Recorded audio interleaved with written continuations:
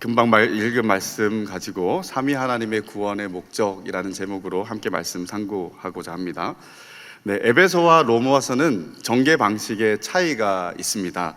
로마서가 구원의 교리를 복음적이고 성경적인 논리를 따라서 촘촘하게 전개해 가고 있다면, 에베소서는 대단히 함축적인 언어로 찬양하고 있는 것을 볼 수가 있습니다. 또 로마서는 구원교리의 진술을 거의 다 마친 상태에서 11장에 가서야 하나님을 향해 찬양하고 있는데, 에베소서는 찬양으로 시작하고 있는 모습을 봅니다. 그래서 3절 우리가 오늘 읽었던 말씀을 바로 보면 찬송하리로다 라고 하면서 찬양으로 시작하는 것을 볼 수가 있는 거죠. 우리가 3절에서 14절까지 다 읽지는 않았는데요, 이걸 읽어보면 개역 개정 성경은 5개의 문장으로 번역하고 있습니다.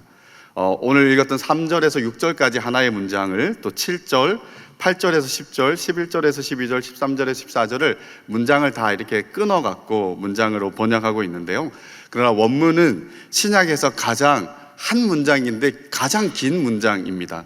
202개의 단어로 구성된 하나의 문장으로 된 것이 3절에서 14절까지의 말씀이라고 볼 수가 있는 거죠. 그 시작을 찬송하리로다 라고 시작하고 있는데요, 그렇기 때문에 이 문장 전체는 찬송의 내용이라고 말할 수 있습니다. 이 긴 문장의 전체 주어는 하나님 곧 우리 주 예수 그리스도의 아버지께서, 그리고 전체의 서술어는 복을 주셨다라는 이야기입니다.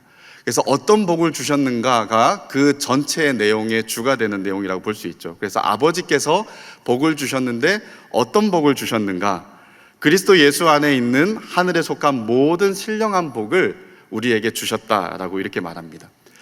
그리스도 안에서, 그리스도 예수 안에서, 그리고 그 안에서라는 말이 이 짧은 문구에 총 11번이 나옵니다. 11번이 나오는데요, 이 여러 가지 의미가 있는데 가장 두드러진 의미는 뭐냐면, 오직 예수 그리스도 안에서만, 오직 예수 그리스도를 통해서만 주어지는 복이다. 그리스도 바깥에서는 절대로 주어지지 않는 복, 하늘에 속한 모든 신령한 복에 대한 이야기를 합니다. 이 복이 무엇입니까? 전체를 보면 그리스도 안에서 성부께서 그리스도와 성령과 함께 동력하며 이루신 우리를 위한 구원이 바로 이 복이다라고 말할 수 있습니다. 그래서 6절과 12절과 14절을 보면요, 비슷한 문구가 되풀이 되는 것을 볼 수가 있습니다. 3절에서 6절까지 한 문단으로 보면 끝나는 내용이 뭡니까? 그의 은혜의 영광을 찬송하게 하려 한다. 그리고 7절에서 12절을 한 단위로 보면 그의 영광의 찬송이 되게 하려 한다.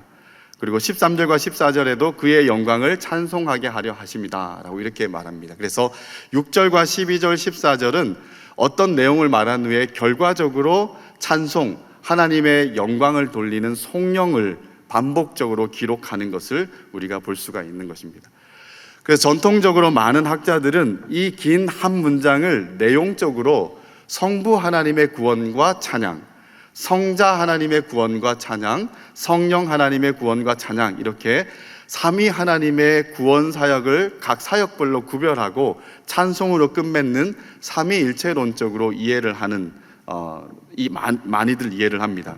그러나 문장 구조를 보면 성부 하나님께서 주체적으로 구원을 이루시되 성자와 성령을 통해서 이루시는 어떤 신론적인 이해에 가깝습니다. 아까 전체 주어가 아버지 하나님이라고 했잖아요. 아버지 하나님께서 복을 주셨는데 아버지께서 이런 일을, 성자를 통하여서 이런 일을, 성령을 통하여서 이런 일을 하셨다라고 이렇게 이제 전체 문장 구조는 그렇게 되어 있습니다. 그러나 우리가 한 3번 정도 끊어서 전통적인 해석을 따라서 성부, 성자, 성령 하나님이 어떻게 우리의 구원을 이루셨고 그 구원에 우리가 어떻게 반응하는 것이 하나님이 기뻐하고 마땅한 것인지를 우리가 한번 생각해 보고자 합니다. 성부, 성자, 성령 하나님은 협력하여서 우리의 구원을 이루셨습니다. 바울은 이 구원을 설명하려고 글을 쓰려 했을지도 모르겠습니다. 그런데 갑자기 하나님의 구원이 한눈에 들어오기 시작하고 눈이 열려서 그 구원이 깨달아지면서 그 구원이 우리에게 주는 감격, 그 감격을 가지고 멈추지 않고 쉼표 없이 설명이 아니라 함축적인 언어로 찬양을 드리고 있는 것이 3절에서 14절 내용입니다. 엄밀하게 말하면 찬양을 드린다기보다는 찬양을 폭발시키고 있다, 터뜨리고 있다라고 이렇게 말할 수가 있는데요. 이 터뜨린다라는 말을 영어로 하면 outbursting이라고 말할 수 있어요. 바깥으로 폭발시킨다라는 말인데요. 인사이드 아웃이라는 애니메이션이 있습니다. 거기 보면 어린 여주인공이 나오는데요. 이 여주인공 안에는 다양한 감정 캐릭터가 있어요. 그 캐릭터들이 이제 주인공인데요. 그 캐릭터 중에 앵거라는 주인공이 있습니다. 앵거는 분노라는 뜻이잖아요. 그래서 이 어린 소녀가 막 감정이 요동칠 때 앵거가 이제 그 감정을 주도를 하는 거예요. 그래서 그 앵거는 화가 차오르면 빨갛게 달아오릅니다. 빨갛게 달아오다가 머리끝까지 그 차가 차고 나면 갑자기 머리를 통하여서 불꽃이 팍 이렇게 바깥으로 이렇게 쏟아져 나오는 것을 보는데, 이게 바로 아웃버스팅인 거예요. 그 분노를 안으로 차곡차곡 쌓아서 어떻게든 공간 없이 구석구석 하는데 이제 더 이상 안으로 쌓을 수 없을 만큼 가득 차서 바깥으로 터져 나오는 것이 이 이제 아웃버스팅, 터트린다라고 이렇게 말할 수 있는 거죠. 마찬가지로 지금 이 바울이 하나님의 구원의 은혜를 생각하다 보니까 그 구원의 은혜와 감격이 그 마음 심령 가운데 차곡차곡 쌓였는데 이제는 더 이상 안으로 쌓을 데가 없어서 바깥으로 분출해내는 것이 3절에서 14절까지의 찬양이라고 말할 수가 있는 거예요. 그냥 그 찬양, 하나님에 대한 감격과 감사와 찬양을 바깥으로 분출시키는 거라고 볼 수가 있는 것이죠. 혹시 최근에 하나님을 찬양하는데 이렇게 찬양해 본 적 있습니까? 주체할 수 없는 감사 때문에, 주체할 수 없는 은혜 때문에 하나님을 향하여 찬양하는데 막 그냥 터트리듯이 하나님을 찬양해 본 적이 있을까요? 이 본문은 바울이 그러한 자리에서 찬양을 하고 있는 거예요. 그리고 오늘 이 본문은 우리도 그러한 자리로 데리고 가기를 원하고 있습니다.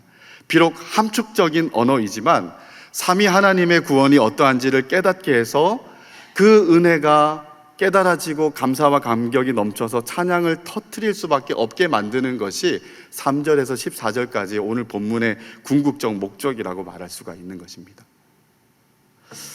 하나님께서 우리를 구원하신 목적은 3번이나 걸쳐서 하나님의 은혜의 영광을 찬송하게 하기 위해서다라고 이렇게 말씀하고 있어요.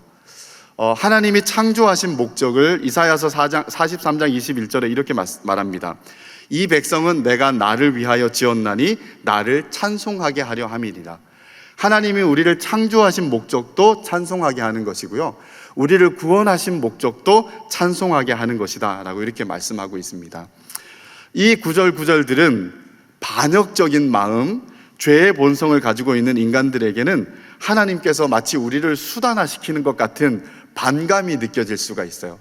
하나님이 우리를 만들었는데, 우리를 구원하는데 하나님을 찬양하게 만드는 것이 하나님의 목적이니까 결국 하나님 좋으려고 우리를 구원하고 창조했네? 와, 그럼 우리는 그냥 수단 아니야? 하면서 반감이 생겨날 수가 있습니다. 그런데 하나님은 우리를 수단화하려고 하는 것이 아니에요. 강압적으로 우리에게 찬양을 요구하는 것도 아닙니다. 은혜 안에서 자발적으로 주체할 수 없는 마음으로 찬양을 터뜨리게 하는 것, 찬양할 수밖에 없게 만드는 것이 하나님의 방법이라고 이 본문은 우리에게 가르쳐 주는 거예요. 요한계시록 4장과 5장을 보면요, 요한이 천상의 예배, 하늘이 열리고 천상에서 일어나는 일들을 보게 됩니다. 환상을 보게 되는데요, 하늘이 열려서 보게 된 것은 보좌가 있었어요. 그 보좌는 하나님의 언약의 신실함을 상징하는 무지개가 둘러 있었고요, 그 보좌 주위로 앞뒤 눈들이 가득한 4개의 생물, 천사들이 있었습니다.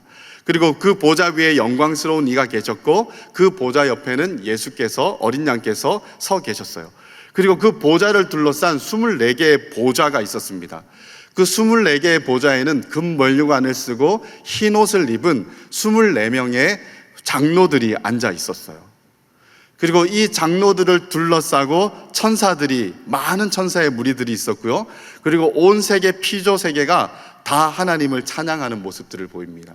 그래서 천사들도 찬양하고 피조 세계도 찬양하고 24개의 장로도 찬양하는 천상의 예배의 장면을 요한이 보게 된 거예요.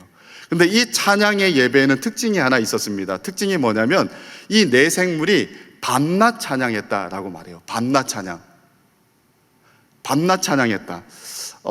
제가 이 중등부 사역을 하고 청년부 사역을 할 때 수련회를 가면 늦은 시간까지 기도를 하고 찬양할 때가 있어요. 그런데 찬양 인도자가 이제 기도회를 보통 인도했는데 마지막으로 했는데 끝나지가 않아요. 마지막이라는 말을 벌써 20번은 한 것 같아요. 그런데 아직도 마지막이 안 끝났어요. 근데 새벽 2시, 3시가 되는데 또 마지막이에요. 그래서 마지막이라는 말을 들을 때마다 이제 막 지치기 시작을 하는 거예요. 진짜 끝은 어디에 있는가? 그래서 빨리 자고 싶다, 뭐 이런 생각들을 많이 했는데, 세상에 천국을 우리가 살아내게 되면, 영혼을 살아내면 어떤 일이 일어나면 밤낮 찬양을 한대요. 좀 두렵지 않습니까? 자야 되는데 밤낮 찬양하는 거예요. 마지막으로 그러니까 마지막이 아니라 영원히 계속되는 찬양을 한다라는 거예요. 예배 시간 1시간도 길데 설교 시간이 5분, 10분 이렇게 연장되면 사람들이 반응이 일어나요. 얼굴을 보면 알거든요. 그리고 제가 청년부 때 이 청년부 형 하나가 있었는데 되게 괴짜였거든요. 우리 청년부 목사님이 설교가 길어지면 뒤쪽에 가서 목사님이 한이 보이도록 이렇게 설교 끝내십시오 이렇게 하는 사람도 있었습니다. 그래서 5분, 10분 길어지는 것도 못 견디는 게 우리인데, 세상에 천국을 살아간다는 것은 밤낮 찬양하는 거예요. 그래서 어떤 사람에게는 이게 지옥이 아닌가라고 생각이 될지도 모르겠습니다. 그래서 우리는 생각을 많이 고쳐 먹어야 돼요.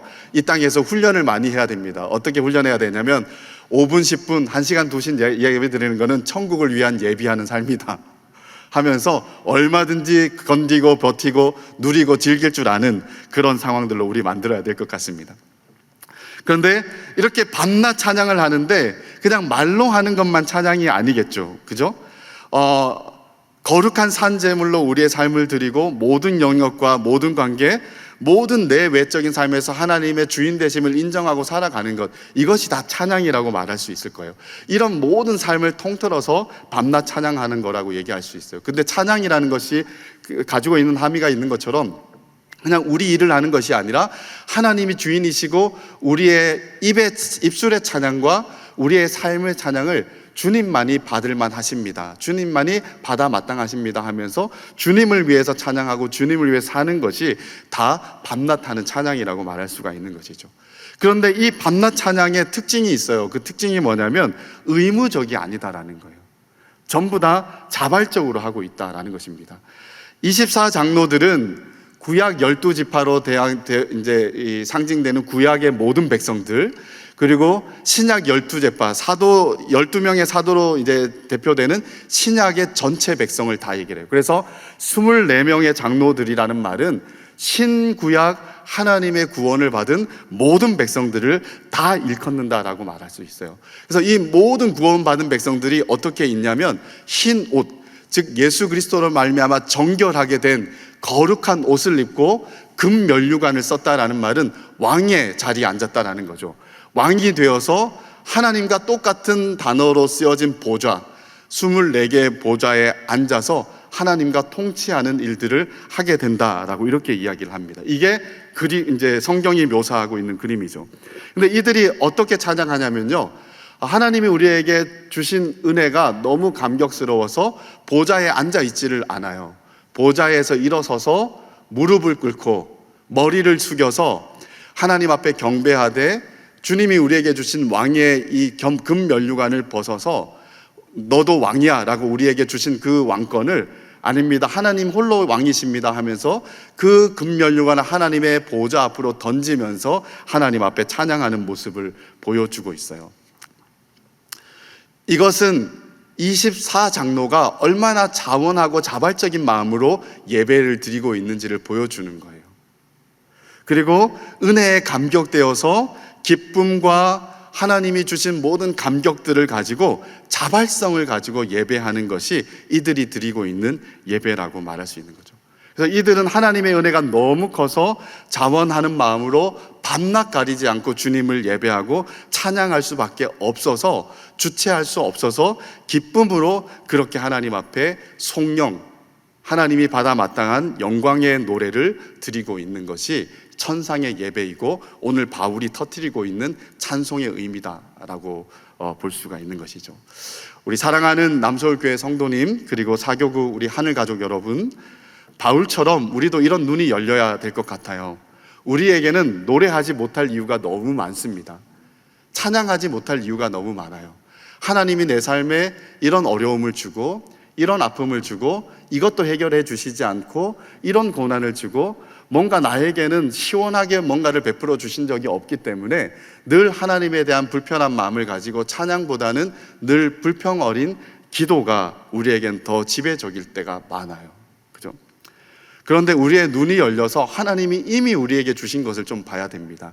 예수 그리스도 안에서 주신 하나님의 궁극적인 구원이 어떠한 것인지를 우리가 보고 그 구원의 은혜가 우리에게 어떻게 임해 있고 우리가 구원의 은혜 속에서 어떻게 영원을 보장받고 있는 사람인지, 몸의 환난과 육신의 환난과 또한 우리 상황이 고통스럽다 하더라도 이것은 다 지나가게 되고 결국은 영원히 하나님의 가장 복된 자녀로서 살아가는 것이 우리의 궁극적인 결말이고 운명이라는 것들을 알면서 더 먼 곳을 보고 더 확실한 실체를 보면서 우리가 어려운 중에도 우리가 감사할 수 있는 그런 압도적인 하나님의 은혜가 우리에게 느껴졌으면 좋겠어요. 그래서 바울이 감옥에서 하나님을 찬양했던 것처럼 우리를 가리고 있는 여러 어려움의 감옥에서 그럼에도 불구하고 하나님의 은혜가 압도적으로 느껴져서 주체할 수 없는 마음으로 찬양할 수 있다면 우리는 진짜 은혜 안에서 우리에게 주어진 모든 상황들을 넉넉하게 이기면서 오히려 견디고 버티고 승리하면서 우리에게 주어진 삶들을 살아내고 남을 것입니다. 그래서 우리가 발견해내야 되는 것은 뭐냐면 눈에 보이는 대로의 어려움이 아니라 눈에 보이지 않는 넘어서는 하나님이 우리에게 그리스도 안에서만 허락하신 그 구원을 만끽하면서 구원의 감격과 구원의 은혜들을 맛보면서 다른 것에서 이유를 찾는 것이 아니라 이것에서 우리가 찬양할, 노래할 이유를 찾고 이 찬양을 폭발시키고 터뜨리면서 우리의 삶을 찬양으로 채워내는 그런 아름다운 성도의 삶을 영위하게 되는 저와 여러분들의 삶이 되시기를 주님의 이름으로 축복합니다. 성부, 성자, 성령 삼위 하나님의 구원이 어떤 것인지, 이렇게 찬양할 수밖에 없었던 그 이유가 무엇인지 오늘 우리가 살펴보되 삼위 하나님 중에 성부 하나님의 구원을 우리가 한번 생각해 보려고 합니다. 성부 하나님의 구원을 보면 4개의 키워드가 있어요. 선택과 거룩과 예정과 양자인데요. 4절에 보면 곧 창세전에 그리스도 안에서 우리를 택하사 우리로 사랑 안에서 그 앞에 거룩하고 흠이 없게 하시려고 그 기쁘신 뜻대로 우리를 예정하사 예수 그리스도를 말미암아 자기의 아들들이 되게 하셨다라고 이렇게 말씀하십니다. 4가지의 키가 있어요. 선택함과 거룩, 그리고 예정함과 아들이라는 단어가 있죠. 선택과 거룩, 예정과 양자가 성부 하나님이 우리에게 베풀어 주시는 구원의 어떤 핵심 단어라고 말할 수가 있습니다. 문장 구조를 살려서 정리해 보면 이래요. 성부 하나님은 우리를 선택하셨습니다. 왜냐하면 우리를 거룩하게 하시려고. 성부 하나님은 우리를 예정하셨습니다. 왜냐하면 우리를 양자 삼으려고 라고 얘기해요. 선택과 선택의 목적은 거룩이다라고 말합니다. 자, 하나님의 선택은 언제 이루어졌을까요? 오늘 본문에 보면 창세 전에라고 말해요. 즉 세계의 기초가 놓이기 전에 하나님이 우리를 선택하셨다라고 말합니다. 즉 하나님께서 천지를 창조하시기 전에 우리를 선택하시고 예정하셨다라는 거예요. 그래서 이 선택은 우리의 시간 이전에 된 것이기 때문에 우리가 직관적으로 감지할 수가 없어요.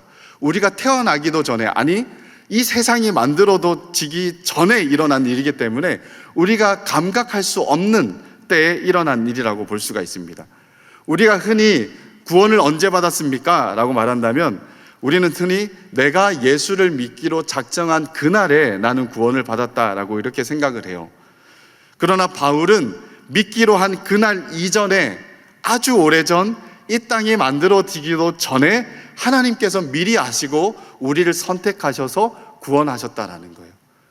그래서 하나님이 이미 선택하셨기 때문에 우리의 때에 하나님이 여러 상황들을 만드셔서 우리의 귀를 여시고 마음 눈을 밝혀주셔서 하나님의 복음이 들려지고 믿어지게 만들어서 하나님의 자녀 삼는 일들이 있었다라는 거예요. 우리가 잘나서 우리가 믿음이 좋아서 믿게 된 것이 아니라 하나님의 선택에 의해서 믿음도 이루어지게 되었다라는 이야기를 하는 것이죠. 그래서 우리의 선택은 우리에게 달려있는 게 단 하나도 없다라는 겁니다. 하나님의 전적이며 하나님의 주권적인 은혜로 이루어진 것이 우리의 구원, 우리의 선택이라는 거예요.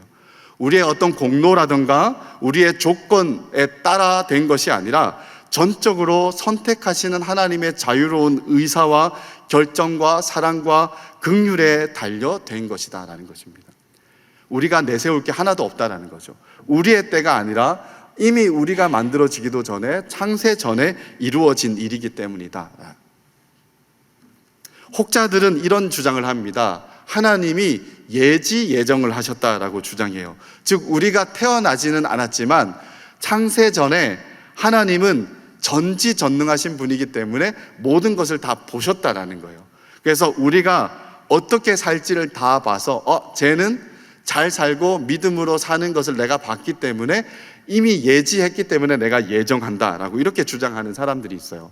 근데 이 말이 틀린 것은 뭐냐면 예지 예정이 결국은 누구에 의해서 선택이 됐냐라고 말한다면 바로 하나님의 자유로운 의사결정이 아니라 우리가 어떻게 살지를 하나님이 이미 보셨기 때문에, 즉 우리의 공로에 의해서 우리가 선택이 되었다라는 것을 얘기하는 것이기 때문에 우리는 예지 예정을 믿지 않습니다.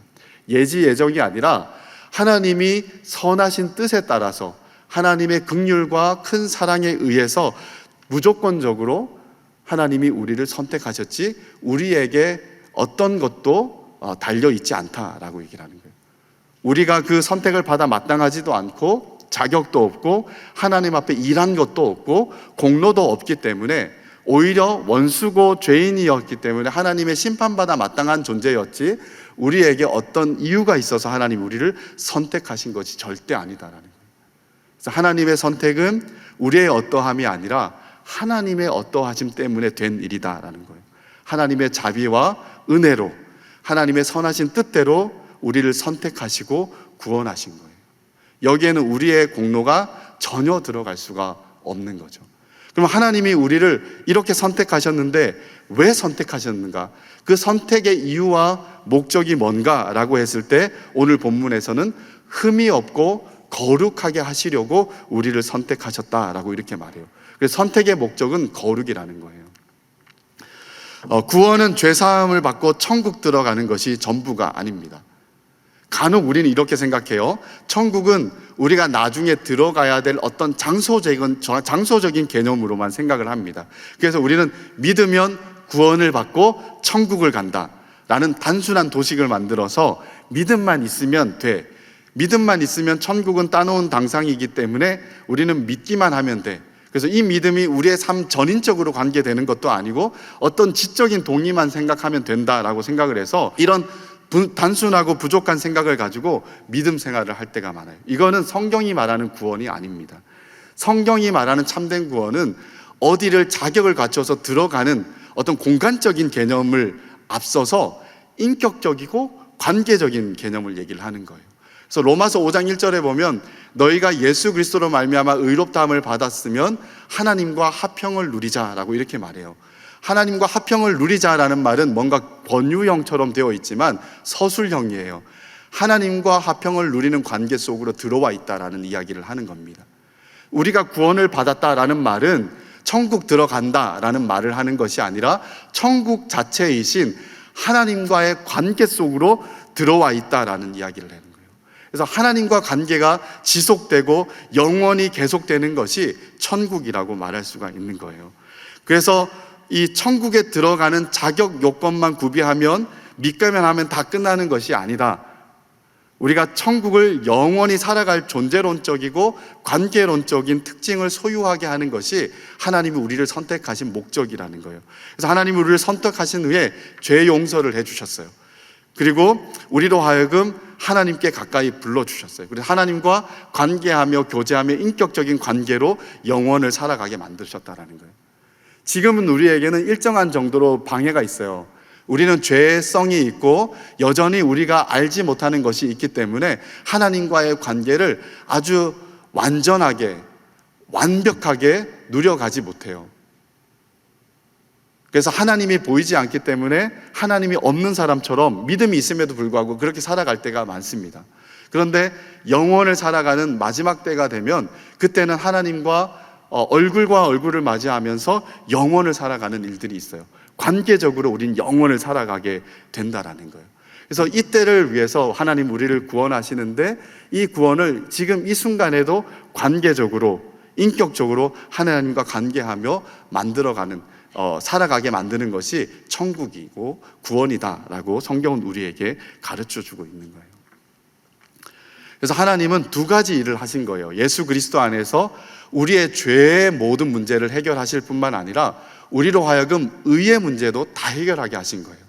그래서 예수님이 십자가에 우리 대신 대속의 죽음을 죽으심으로 말미암아서 율법이 요구하는 형벌, 그 형벌을 다 받으셨어요. 그래서 이제 더 이상 율법은 우리에게 형벌을 요청할 수 없어요. 우리가 율법을 어길 수가 있습니다. 믿음으로 살면서 그러지 않기를 원하지만 어길 수가 있어요. 그때마다 우리는 어길 때마다 형벌을 다 받는 것이 아닙니다. 받는 것이 아니라 예수가 형벌을 다 받으셨기 때문에 우리는 그 형벌에서 제외되어진 거예요. 더 이상 율법은 우리에게 형벌을 요구할 수 없는 상황을 만들어 놓으신 겁니다. 또 하나, 하나님과 관계를 하려면 의가 있어야 돼요. 이 의는 하나님과 관계받는 되게 중요한 요소인데요, 이 의를 우리에게 주시기 위해서 예수님께서 이 땅에서 우리 대신 사셨습니다. 그래서 하나님 앞에 완벽하게 율법을 24시간 항상 모든 것들을 다 지켜내심으로 말미암아 하나님 앞에 유일하게 의롭다 인정받는 인간이 되신 거예요. 그래서 그 예수 그리스도를 믿는다라고 할 때 예수님이 성취하신 이 의를 우리에게 전가시켜 주셔서 하나님은 우리를 그 의를 통하여서 너가 의로운 자다라고 이렇게 인정해 주시는 거예요. 그래서 우리는 예수의 의의 옷을 입고 있는 거예요. 우리는 여전히 부패한 심령을 가지고 있어서 죄를 지을 때가 많습니다. 그러나 우리는 예수의 의의 옷을 입고 있어서 주님은 그 의의 옷을 보면서 너는 의로워라고 이렇게 인정해 주며 우리와 관계를 맺고 있는 거예요.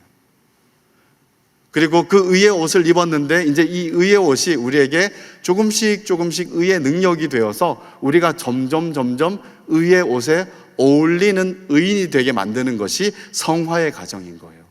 그리고 이 성화의 과정을 겪은 후에 마지막에 하나님이 영화의 단계가 되면 우리는 온전한 거룩을 가지고 주님을 얼굴과 얼굴을 마주하는 일들이 있어지는 거죠. 그래서 하나님이 우리를 선택하셨어요. 구원하셨어요. 그 이유가 뭐냐? 우리로 하여금 의롭게 하기 위해서, 거룩하고 흠이 없게 만들기 위해서. 그럼 거룩하고 흠이 없게 만드는 이유는 뭐냐면 하나님과 거침없이, 막힘없이 하나님과 교제하는 참된 구원을 만끽할 수 있도록 만들기 위해서 우리로 하여금 거룩하고 흠이 없게 만들어 가시는 거예요. 자, 두 번째는 예정이에요. 하나님이 우리를 예정하셨는데 이 예정한다라는 말은 미리 결정한다라는 것을 의미합니다. 하나님은 자기 백성이 존재하기도 전에 그들과 관련된 중요한 사실을 미리 결정하셨습니다. 그래서 이 예정이란 단어도 결국 선택하고 동일하게 구원은 전적으로 하나님의 주권적인 은혜다라는 것을 보여주는 단어입니다. 근데 이 예정이라는 말이 역시 우리에게 거부감을 느끼게 할 때가 있어요. 그건 뭐냐면 이중 예정이죠. 누구는 선택하고 누구는 선택하지 않고. 하나님이 어떻게 그렇게 할 수 있는가? 사랑의 하나님이라면 모든 사람을 다 사랑해야 되는데 누구는 사랑하여 선택하고 누구는 사랑하지 않고 선택하지 않는다면 이게 도대체 어떻게 하나님이라고 말할 수 있는가? 라고 우리가 항변하며 반감을 가지고 있는 사람들이 많습니다. 믿는 사람들 중에도 많습니다. 그런데 문제는 성경은 이 말을 쓰고 있다라는 거예요. 예정은 하나님의 신적 지혜이고 지식입니다. 우리가 다 헤아릴 수 없고 다 알 수 없는 영역이에요. 그죠? 그런데 성경은 이 신적 지혜와 지식을 우리에게 쓰고 있습니다. 예정이라는 말을 쓰고 있어요. 그래서 우리의 섣부른 생각과 판단으로 하나님의 이 예정, 깊고 오묘한 하나님의 지식과 지혜를 판단할 수는 없는 것입니다. 우리가 한 가지 아는 것은 하나님은 선하신 분이시기 때문에 선하신 뜻에 따라 모든 예정들을 하시고 모든 선택들을 하셨다라는 것만 우리가 받아들일 수밖에 없는 거죠. 그런데 누가 선택되고 누가 선택되지 않느냐, 우리의 눈으로 구별할 수가 없어요. 우리가 교회를 다니고 예배를 다 드린다고 해서 모두가 선택받은 사람이라고 말할 수 있을까? 모르겠어요. 그래서 조나단 에드워즈는 교회 안에 시온의 죄인들이 있다라고 이렇게 말해요. 교회, 하나님의 임재하시는 곳에 있지만 여전히 회개하지 않는 죄인들이 있을 수 있다라고 이렇게 말하는 거죠. 그래서 누가 선택받고 누가 선택받지 않았느냐는 하나님의 신적 지혜이기 때문에 우리가 관여하거나 우리가 판단할 영역이 아닙니다. 그러나 우리가 분명히 알 수 있는 건 뭐냐면 우리 구원에 대해서는 알 수 있어요. 내가 언제 예수를 믿고 구원을 받았습니까? 라고 말한다면 사람들이 자기가 믿은 때를 생각하겠죠. 저는 어렸을 때부터 교회를 다녔지만 중학교 2학년 때 예수를 믿게 되었어요. 개척교회 지하교회당에서 수련회를 하면서 하나님의 은혜가 경험되어졌습니다. 사람을 믿지 못하고 교회도 그냥 어쩔 수 없이 다니고 대인기피증이 있고 여러 가지 상황이 있는데 사람을 믿지 못하는데 하나님도 믿지 못했어요. 하나님이 나를 사랑한다 했을 때 사람들처럼 언제든지 뒤통수 칠 수 있는 분이 하나님이실 수도 있지 라는 생각을 가지고 뭔가 편견을 가지고 늘 마음을 풀리주지 못하고 있는 그때에 하나님이 갈라디아 2장 20절을 가지고 내가 너를 사랑했기 때문에 2000년 전에 너를 위해 죽었어 라는 그 복음이 들리기 시작하는데 마음이 열리더니 녹아지더라고요. 그래서 저는 그날 날짜도 기억해요. 1월 30일이었거든요 구원파는 아닙니다. 그런데 그게 저한테 너무 선명한 은혜였어요. 그리고 그 하나님이 나에게 그때 은혜를 주셨다라고 하면서 그 전도사님이 고등학교 1학년 때까지 3년의 시간 동안 성경을 가르쳐 줬습니다. 바울 서신들을 쭉 가르쳐 주는데 그 3년의 시간 동안 성경을 배우면서 저한테 깨달아진 게 있어요. 아, 내가 그 순간에 믿어서 구원받은 게 아니구나. 나의 구원은 하나님이 이미 창세전에 선택해 놓으시고 지금 이런 모든 일들을 겪으면서 나를 이렇게까지 인도하셨구나라는 것들을 인정할 수 있게 되었어요. 그리고 초등학교 5학년 때 아버지가 돌아가시는 일들이 다 그와 연관이 있었는데요, 그것도 하나님의 섭리 안에 있었다라는 것들이 받아들여졌어요. 받아들여지면서 이렇게 하나님이 디테일하게 아픈 일들을 통하여서도 나를 하나님이 구원하시기 위해서 이 자리까지 인도하여서 그 하나님이 나를 그 말씀을 가지고 사로잡으셨구나. 그래서 내가 믿은 게 아니라 하나님이 집요하게 나를 쫓아다니면서 나를 포획하시고 붙잡으신 거구나 라는 것들을 인정할 수가 있었습니다. 그래서 어떤 영국 시인이 쓴 것처럼 하나님은 사냥개입니다 라는 그게 마음에 와닿았어요. 붙잡을 때까지 집요하게 쫓아다니면서 그냥 붙잡을 때까지 잡아야 끝나는 그런 집요한 하나님을 경험하면서 그게 저한테 은혜로 다가왔습니다. 그래서 하나님의 예정은 어떤 사람을 판단하는 거리가 아니라 저에게는 나를 구원하시는 하나님의 무궁무진한 지혜이면서 정말 헤아릴 수 없는 하나님의 마음과 사랑이 놀랍게 경험되어지는 일이었던 것이죠. 그래서 그 은혜를 깨달으니까 찬양이 나오더라고요. 찬양이 나와서 저는 사람 앞에 서는 게 되게 힘든 사람이었거든요. 고등학교 때 음악 시험을 보다가 과호흡이 와서 선생님이 그만 시켰어요. 숨이 차서 죽는 줄 알았어요. 막 얼굴이 빨개지면서.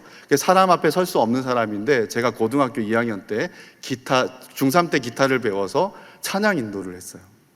내 마음에는 기쁨이 있었습니다. 기쁨이 있어서 열심히 찬양 인도했는데 새로운 어떤 누나가 저한테 이렇게 묻더라고요. 요즘 뭐 힘든 일 있어?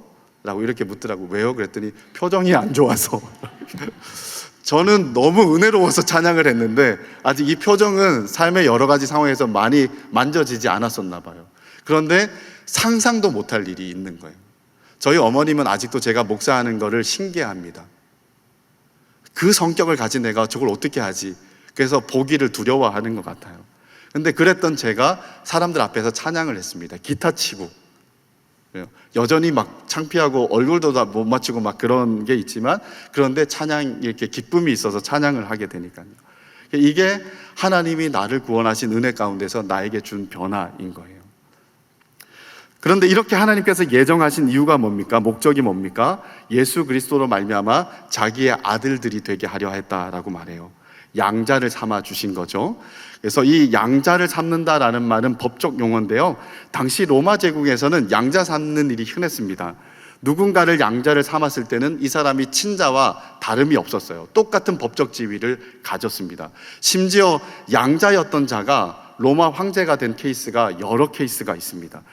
로마의 양자는 상속권까지 다 받을 수 있는 친자와 전혀 다를 바 없는 그런 위치에 있었던 사람이라고 말할 수 있는 거죠.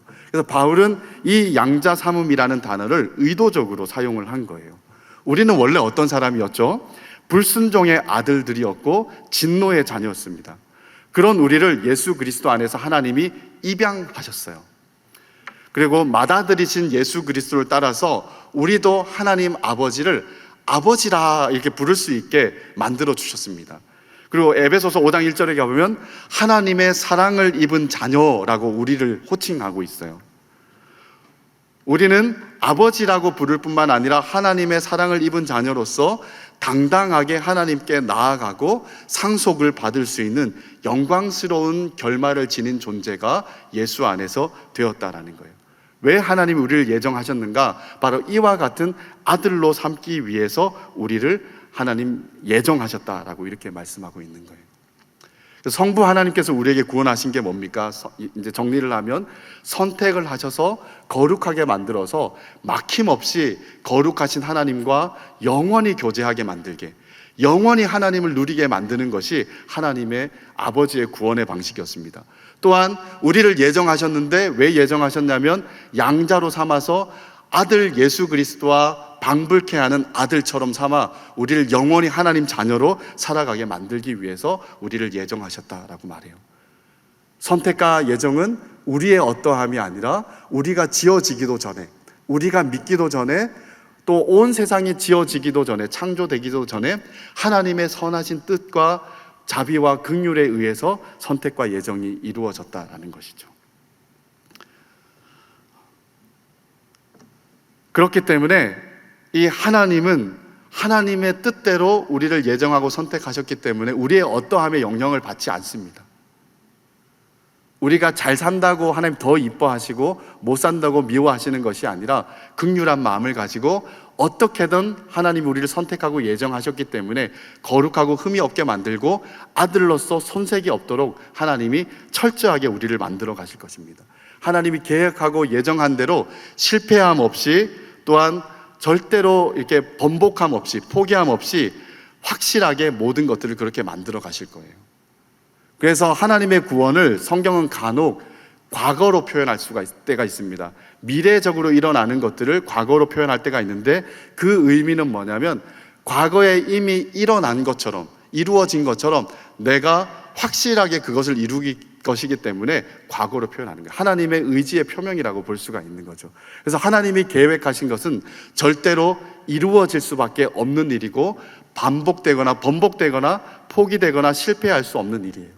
예정하시고 선택하셨기 때문에 우리를 거룩하고 흠이 없게 만드시고 양자로 삼으셔서 우리를 철저하게 하나님 앞에 세워 하나님과 교제하며 영원을 살아가게 만들도록 만드는 것을 반드시 성공하는 것이 하나님의 구원인 거예요. 우리는 그 구원의 은혜 속에 이미 들어와 있고 진행 중이고, 그리고 때가 되면 완벽하게 이루어질 때까지 하나님은 포기하지 않고 우리를 그렇게 완성시켜 가실 것입니다. 아직 완전히 거룩하지 않고 흠이 많음에도 불구하고 때가 되면 온전한 흠 없는 거룩한 존재로 우리를 확실하게 만들어 가실 거예요. 그래서 이 하나님의 확실한 은혜를 우리가 기억하면서 좀 하나님이 우리를 집요하게 붙잡고 우리를 끝까지 영원토록 우리를 이끌어 인도하시는 것들을 믿으면서 좀 우리 안에 주체할 수 없는 감격과 감사와 은혜를 가지고 하나님을 향해 폭발적인 찬양을 터뜨리는, 그래서 매일은 아니어도 간혹씩은 우리에게 그런 날들이 항상 있어서 온전하게 하나님을 감사하고 찬양할 수 있는, 영광을 올려드릴 줄 아는 저와 여러분들의 삶이 되시기를 주님의 이름으로 축복합니다.